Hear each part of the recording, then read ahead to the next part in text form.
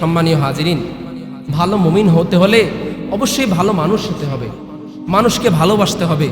মানুষকে আপন করে নিতে হবে, মানুষের বিপদে পাশে দাঁড়াতে হবে, মানুষকে সামর্থ্য অনুযায়ী সাহায্য সহযোগিতা করতে হবে, মানুষকে দেখা হলে হাসি মুখে সালাম দিয়ে কথা বলতে হবে,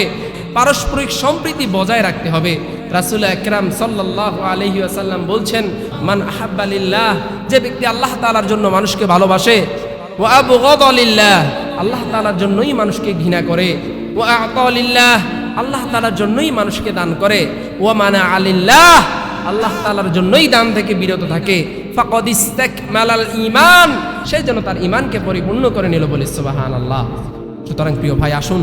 কাউকে দেখানোর জন্য নয়, কাউকে খুশি করার জন্য নয়, কারো কাছে ভালো হওয়ার জন্য নয়, কারো সন্তুষ্টি অর্জন করার জন্য নয়, কারো আস্থাভাজন হওয়ার জন্য নয়, যাই করবেন, যতটুকু করবেন, যেভাবে করবেন, যাকেই ভালোবাসেন, যাকে দান সাদাকা করেন, যার সাথে ভালো ব্যবহার করেন, সব কিছু করতে হবে কার জন্য? আল্লাহর জন্য। যদি দান সাদাকা নাও করেন, যে খারাপ হবে, যদি আমি তাকে টাকা দেই, এই টাকা সে খারাপ কাজে ব্যয় করবে, তাহলে তাকে দান সাদাকা থেকে বিরত থাকতে হবে, সেটাও কার জন্য?